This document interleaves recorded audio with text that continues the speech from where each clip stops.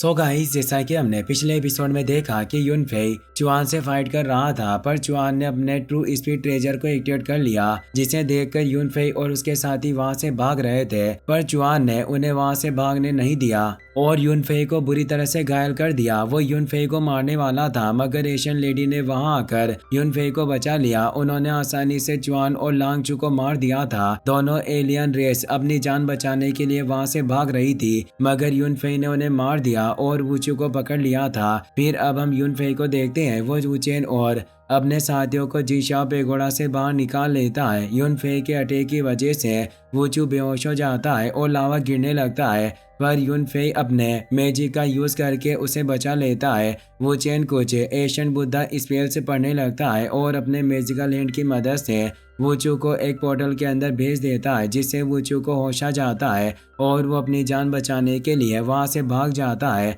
वुचेन और युनफेई उस पर अटैक ना करके उसे वहां से जाने देते हैं।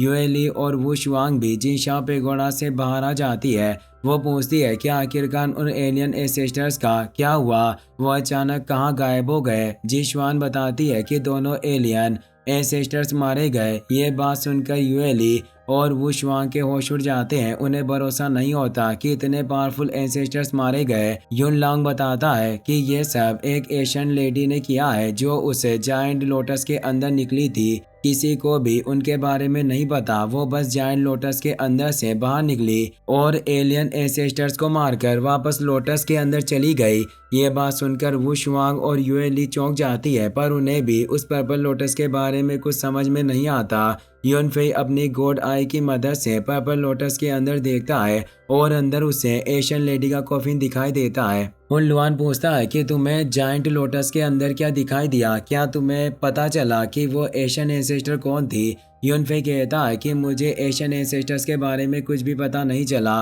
बस वो ब्यूटीफुल लेडी एक कॉफिन के अंदर लेटी हुई है। युन लुआन कहता है कि मुझे लग रहा है कि उन एशियन एंसेस्टर की रियल बॉडी इस जगह पर सील है और यहाँ से कहीं नहीं जा सकती। क्यों ना तुम इस जायंट लोटस को अपने साथ लेकर चलो। युनफेई कहता है कि क्या तुम्हारे पास इतनी पावर है कि तुम एशियन एंसेस्टर से फाइट कर सको। अगर मैंने जायंट लोटस को लेने की कोशिश की और एशियन एंसेस्टर्स गुस्सा हो गई तो हम में से कोई भी जिंदा नहीं बच पाएगा, इसलिए बेहतर होगा कि हम इन सब चीज़ों से दूर रहें। यह बात सुनकर हुन लुआन को कुछ वक्त पहले की बात याद आती है, जब एशियन लेडी ने बहुत ही आसानी से चुआन और लांगचू को मार दिया था। उन दोनों की डेथ के बारे में याद करके हुन लुआन घबरा जाता है। वो कहता है कि तुम सही कह रहे हो, हमें एशियन लेडी को परेशान नहीं करना चाहिए। हो सकता है कि वो किसी खास चीज की वजह से इस जगह पर सील है। बेहतर होगा कि हम उन्हें परेशान ना करें। ये बातें करके सब वहां से जाने लगते हैं, लेकिन तभी पर्पल लोटस छोटी हो जाती है और वो तेजी से उनकी तरफ बढ़ने लगता है, जिससे हुन लुआन घबरा जाता है। वो युनफेई से कहता है कि एशियन लेडी गुस्सा हो गई है, अब हमें जल्दी यहाँ से भागना होगा। ये कहकर वो छिप जाता है। युनफेई भी अपने जीशाओ पेगोड़ा को एक्टिवेट करके उसके अंदर जाने लगता है। एशियन लेडी अपनी माइंड पावर की मदद से युनफेई से कहती है कि मुझे अपने साथ लेकर चलो। युनफेई पूछता है कि क्या आप सच में इस जगह से बाहर निकलना चाहती है। एशियन लेडी हमें जवाब देती है। युनफेई कहता है कि अगर आप सच में मेरे साथ चलना चाहती है तो मैं आपकी इच्छा जरूर पूरी करूंगा। यह कहकर वो पर्पल लोटस को अपने हाथ में ले लेता है। यह देखकर सब लोगों के होश उड़ जाते हैं। युन लोंग कहता है कि मुझे भरोसा नहीं हो रहा है कि पर्पल लोटस युनफेई के हाथों में है, पर आखिरकार ये सब क्या हो रहा है। ओशुन कहते हैं कि यह काफी हैरानी की बात है, पर एशियन लेडी ने युनफेई को पहचान कर उसके ऊपर भरोसा कर लिया है, जिसकी वजह से वो उसके साथ मिल गई है।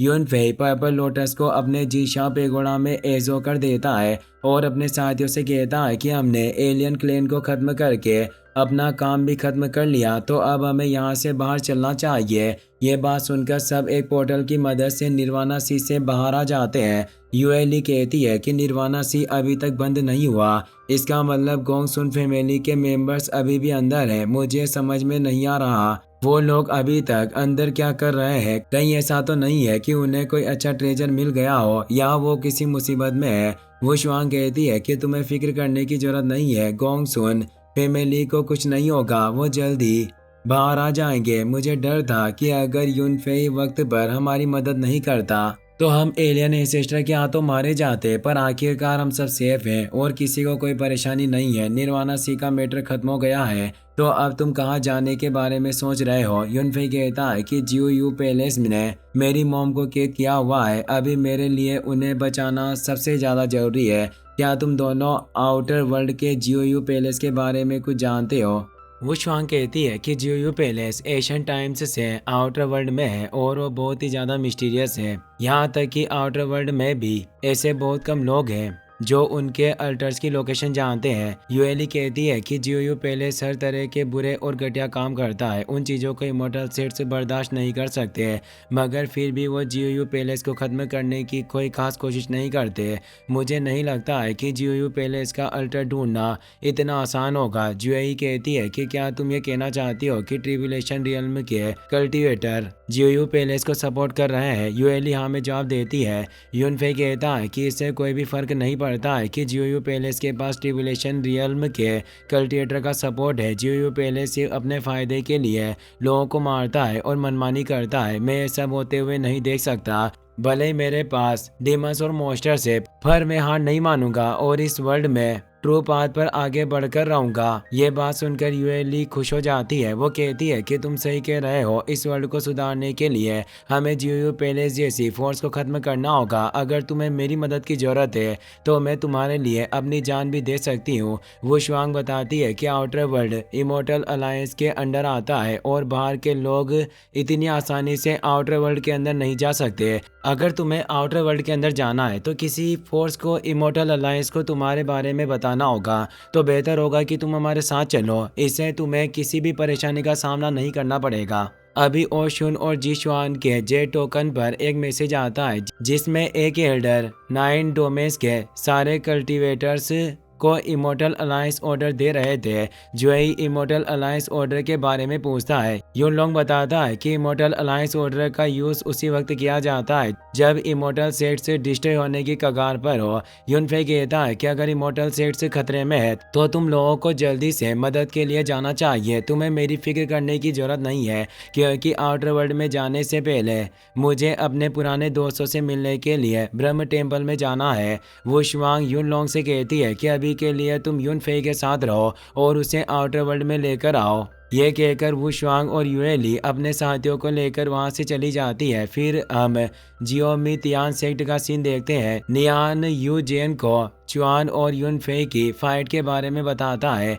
एक मेंबर कहता है कि मैंने कभी नहीं सोचा था कि क्यूशु कॉन्टिनेंट के लिए किसी कल्टीवेटर के पास इतना स्ट्रॉन्ग कॉम्बैट पावर होगी। क्या हम यूनफे से इस चीज का बदला ले पाएंगे? नियान कहता है कि क्यों ना हम 17th एंसेस्टर से मदद मांगे। वो आसानी से यूनफे को सबक सिखाकर खत्म कर सकते हैं। यूजेन कहता है कि हम अपना बदला जरूर लेंगे, पर अभी ज्यादातर एलियन क्लैन साथ मिलकर पेंग जोस रियल्म को ओपन करने की तैयारी कर रहे हैं और हमें इस मौके का फायदा उठाकर 17th एंसेस्टर को दोबारा जिंदा करना होगा। अगर हमारे एंसेस्टर जिंदा हो गए तो कोई भी हमारा मुकाबला नहीं कर पाएगा। हम आसानी से यूनफे और उसके साथियों को मारकर अपना बदला पूरा करेंगे। यूनफे अपने साथियों के साथ ब्रह्म टेम्पल में आ जाता है और अपने रूम में बैठकर कल्टिवेशन करने लगता है, जिसकी मदद से वो नेक्स्ट स्टेज पर पहुंच जाता है। हुन लुआन कहता है कि तुमने केओस फाउंडेशन हासिल कर ली और तुम रिवर रियल्म में भी पहुंच गए, तो अब तुम्हें टू केओस की मिस्ट्रीज को समझना होगा। यूनफे पूछता है कि क्या तुम जानते हो कि केओस मिस्ट्रीज का पता कैसे लगाया जाता है? हुन लुआन कहता है कि मैंने सुना है कि गेट दाओ सी में केओस एसेंस है जिसके अंदर केओस मिस्ट्रीज छिपी हुई है। यूनफे कहता है कि सब लोगों का मानना है कि अगर हम सही तरीके का यूज करें तो ग्रेटनेस सी को ढूंढ सकते हैं, पर आज तक किसी ने भी ग्रेट दाओ सी नहीं देखा। हुन लुआन कहता है कि मुझे भी ग्रेट दाओ सी के बारे में नहीं पता, पर मैं जानता हूँ कि केओस ओरिजिन किस जगह पर है, क्योंकि मैं बहुत वक्त तक उस जगह पर रहा हूँ। यहाँ तक कि उस जगह पर मुझे केओस ओरिजिन की रे भी मिली थी, जिसकी मदद से मैंने अपनी हाफ केओस फाउंडेशन को हासिल किया। यूनफे कहता है कि अगर मैं दाओ रियल्म में नहीं पहुँच सका तो ट्रिब्यूलेशन रियल्म के कल्टिवेटर का मुकाबला नहीं कर पाऊंगा। हुन लुआन कहता है कि तुम्हें फिक्र करने की जरूरत नहीं, एशियन लेडी तुम्हारे साथ है, उनकी मदद से तुम अपना काम पूरा कर सकते हो। यूनफे पर्पल लोटस को देखते हुए कहता है कि मैं नहीं जानता हूँ कि एशियन लेडी किस एरा की है और आखिरकार उन्होंने मेरी मदद क्यों की। तभी लिंग लोंग यूनफे के रूम में आ जाती है। इसी के साथ ये एपिसोड यहीं पर खत्म हो जाता है।